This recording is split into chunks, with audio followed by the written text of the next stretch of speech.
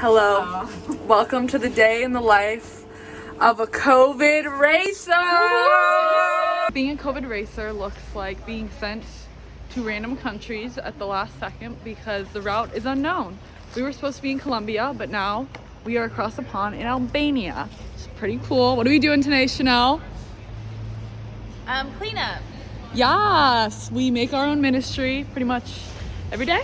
And today we are doing cleanup. Let's go! It's a lot of trash. Look at the way she's doing that thing over there. Oh yeah.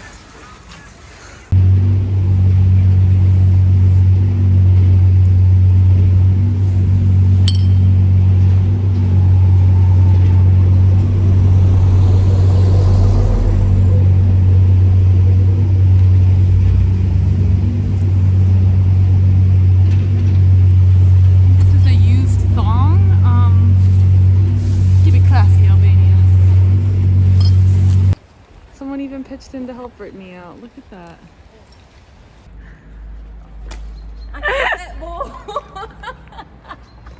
Here's the trash that we just packaged.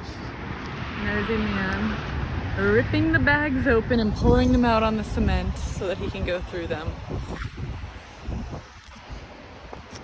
Yeah, that kind of hurts. I found a really amazing piece of history here of an animal, and yeah, I think that this animal really needed some dental work done. On three, 1, 2, 3, basura! So, it's a pretty tight sleeping situation here. There's 8 of us in this one-room apartment.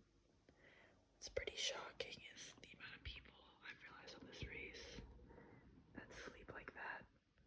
Her head is right there. Yeah, I don't know why that's pretty surprising to me. But I feel like I am living lavishly right now because this is the first place that I've slept that bugs cannot access me. And there's hot water in the shower. And we have a heater. So, yeah, the world race will definitely change your perspective on standards. It's a beautiful thing. All right, guys, what are we doing today? Street evangelism. We are making cards to distribute as a tangible thing for people to have. She's translating verses. We've got the artistes over here. Let's see what Abby's working on. It's always something pretty beautiful. I pray, God, that as we go into these streets, as we go to houses, Lord, as we meet people in stores today, God, or whomever you call us to, I pray, Lord, that we would carry the spirit of boldness, that we would carry the spirit of wisdom, God.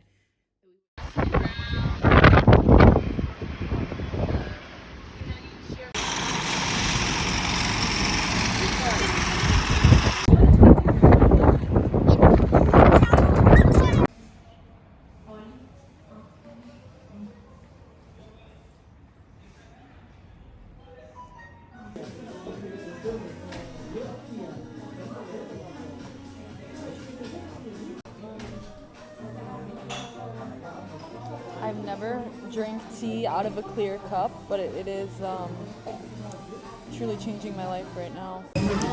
So a big part of my days consists of going to coffee shops. This city has the biggest per capita of coffee shops in the world, and gotta get my quiet time there. So my experience on the race has included a lot of downtime, a lot of Ask the Lord ministry. 4 out of 5 months have been that so far, and while it's been super challenging, it has also helped me to grow in creativity and just the ability to kind of live with the approach that life is ministry, ministry is life. Just really going and talking to anyone about the gospel and just making ministry wherever I go. But God has revealed to me, I've been pursuing Him so much in my quiet time. just listening to a lot of podcasts, choosing to press into him instead of get, discouraged or depressed.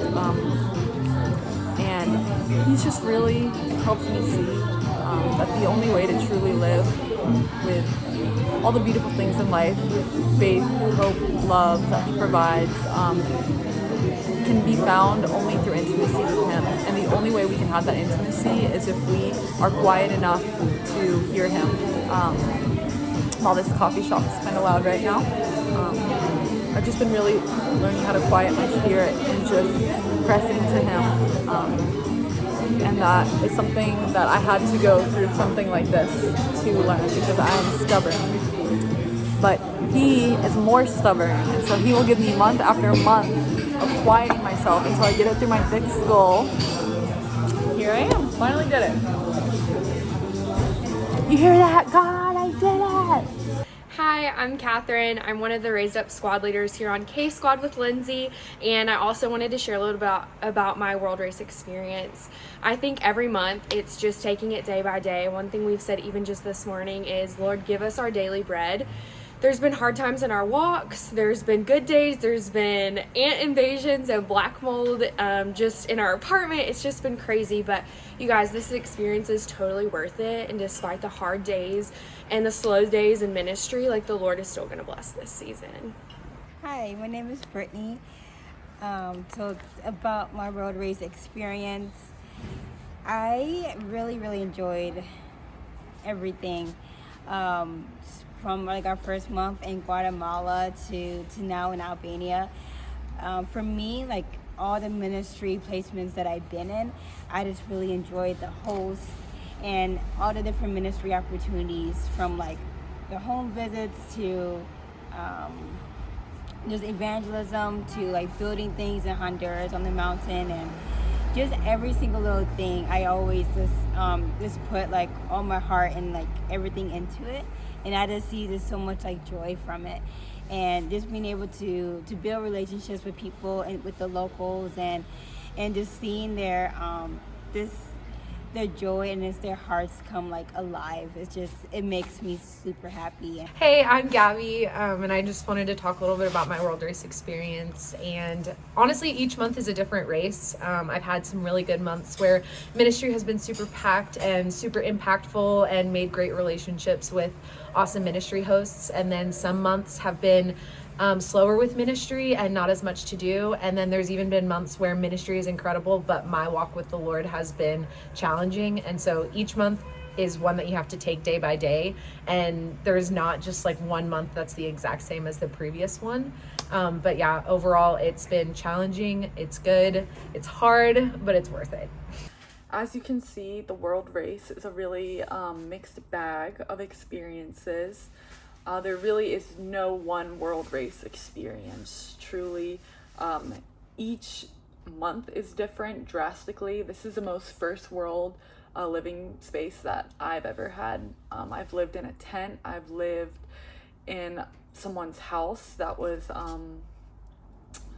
just different than the standards that we have in the States. People have lived in sheds. People have lived on church floors. There you could really get so many different opportunities, and as well as just different teams. One squad is divided into like 5 or 6 different teams, and each one gets an entirely different ministry placement. So this month I have it pretty good, but past months I've had it pretty rough, and you truly do have to take it one day at a time, because it is rather crazy. My team now is all girls. Most teams are all girls. My last team did have 2 men on it, but it is about a 5-man to 20 female ratio, or 25 females, 5 men is how we started. A few have gone home, so now there's 4 men, and a few less girls. But yeah, I encourage the men out there to step out and take a risk and join the world race, because y'all are supposed to be leaders for us. So challenge from me to you. So I wanted to give you a little update on the journey that K Squad has taken. So we are the Pacific Rim route that was supposed to be Central and South America, as well as Southeastern Asia. We have done Central America.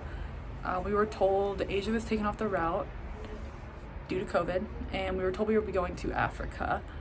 That's also up in the air because since then South Africa is closed for re-entry back into the States, so that's kind of complicated.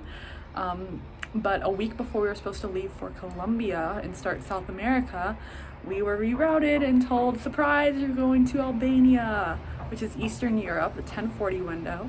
That was definitely really shocking. It's exciting, but at the same time, it's pretty difficult with all these changes. But we were told to go on this route and just the race in general with open hands for the Lord's plan, just because so much is out of AIM's hands with COVID and the whole pandemic situation. So I hope that this video has helped you understand what the race now looks like in a pandemic world. It's definitely different.